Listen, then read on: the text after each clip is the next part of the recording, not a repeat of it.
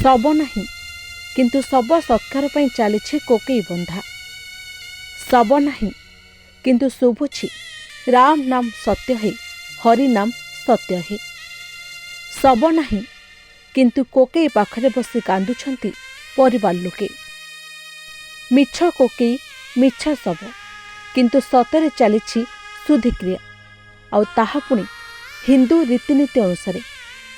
तेबे घटना जेतिके आश्चर्यकर सेतिकी संवेदनशील मध्य। परिवार मुखिया को हराई दुखरे मिरमाण होइछंती परिवार वर्ग।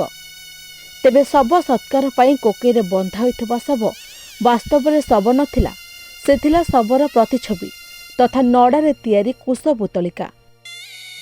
दीर्घ 20 वर्ष तले अर्थात 2004 मसीह भद्रक अस्तल नरीपुर अंचलर गगन दासଙ୍କ बापा विद्याधर दास घर छाड़ी कुआडे पलाई जाई आ घर को फेरी नथिले। परे परिवार लोके बहु खोजाखोजी कला परे मध्य विद्याधर को खोजी पाई नथिले। आ तांको फेरिबा बाट को चाहि चाहि तांको पत्नी विनोदिनी दास गत 2013 मसीह प्राणत्याग करथिले। तेबे दीर्घ 20 वर्ष परे विद्याधर फेरिबा बाट को अपेक्षा कला परे अनेक पंडितों सह साक्षात करबा परे शेषे जाजपुर ज्योतिर्विद परामर्श क्रमे विद्याधर शव सत्कार पाई परिवार तरफ आयोजन करा। सानापा आज को 22 वर्ष हम से निखोज थे। कौन आगुरी कौन नित्य कार्यक्रम हो ना से खोजाखोजी करते जहाँफल कि आज को 3 दिन तले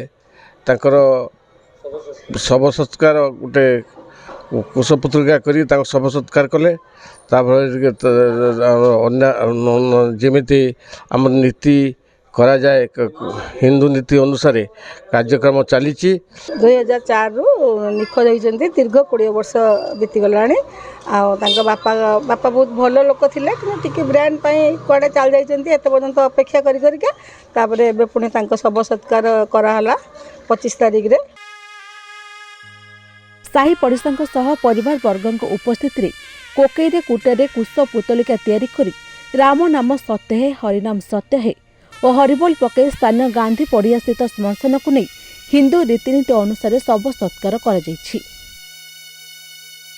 जमी आमर जीवंता लोक जन मरीगला जमी हवा कथा ये भी आज 20-22 वर्ष जो निखोज हो जाती से भाई करागला। गत जनवरी 25 तारिख है आज को 3 दिन धरी यही हूँ घटना। कौन से आम ग्रामवासी हिसाब से बड़ भाई तुल्य थे। आम सब कथा जाचु मूल जीवा कतर आज पर्यंत। तेबे एभली शव सत्कार कार्यक्रम स्थानीय अंचल चर्चार विषय पलटि बेले बापा को मुखाग्नि दे हिंदू रीतिनीति अनुसार दशा कार्य संपूर्ण करा बोली पुओ गगन दास कहते। तेबे एभली एक दृश्य जेतिके आश्चर्य करिछि सेतिके भाव विहुल मध्य करिछि, एथिरे संदेह नाही। Bureau report, NNS Odia.